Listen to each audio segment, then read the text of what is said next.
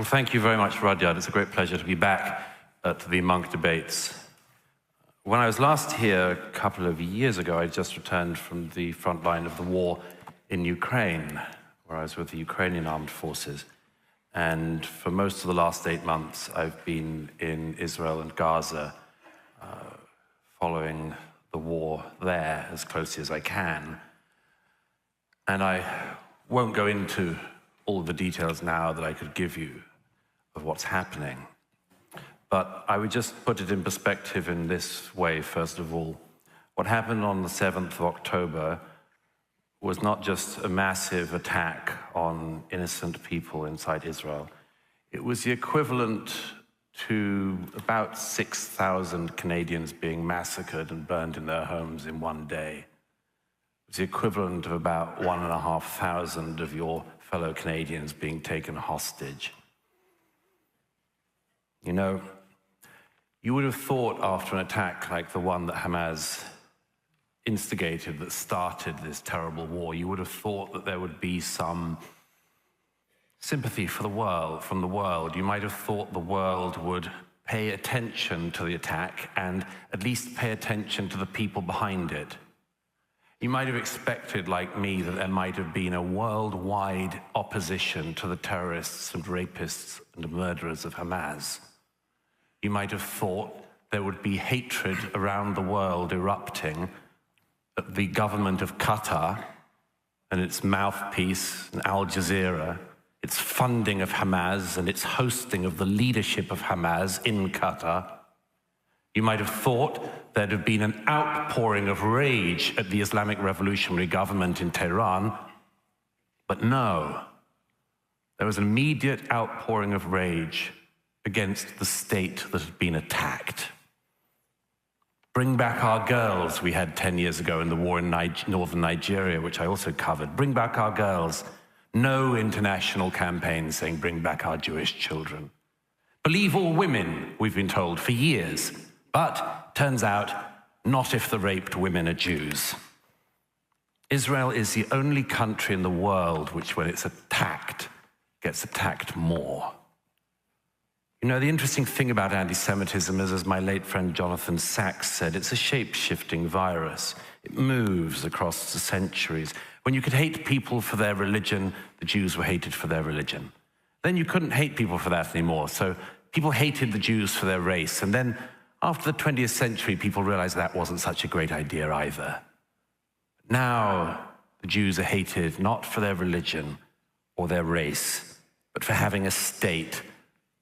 People around the world hate them so much for it that Israelis are attacked when they have hostages taken, and this is to remember the 100 hostages still in captivity in Gaza, who, if they were given back by Hamas today, the war would be over.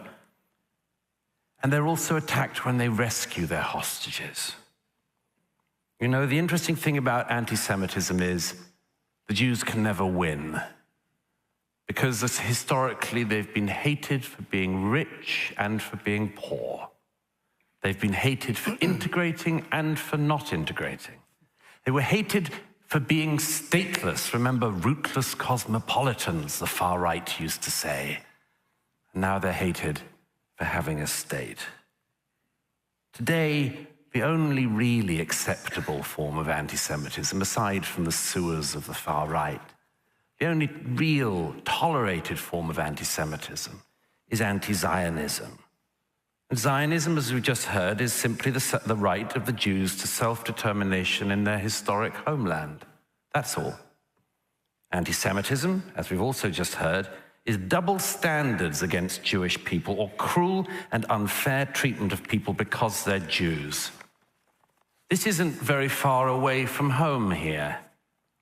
If this isn't anti-Semitism, can the audience here tell me why the following things have happened since October the 7th? Why in a Montreal suburb a synagogue should be firebombed, as happened in November? Why there should have been gunshots against the yeshiva? Why in Toronto a bookstore owned by a Jew should be attacked? Why a Molotov cocktail was thrown to a Jewish community center in Montreal, why a Toronto Jewish deli in North York was firebombed, why in Toronto the Orthodox synagogue was vandalized, why in Toronto 2 men opened fire the other week on a Jewish girls' school.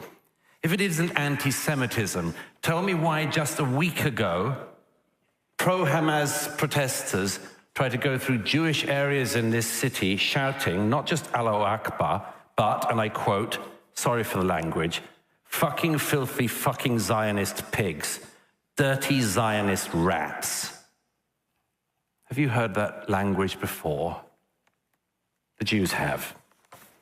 Now look, if you are interested in this motion, just bear this in mind. It's not about Netanyahu, it's not about this war, it's about double standards, and one question hovers over it above all. The question of who would protect the Jews. Who would you trust to protect them? The Europeans?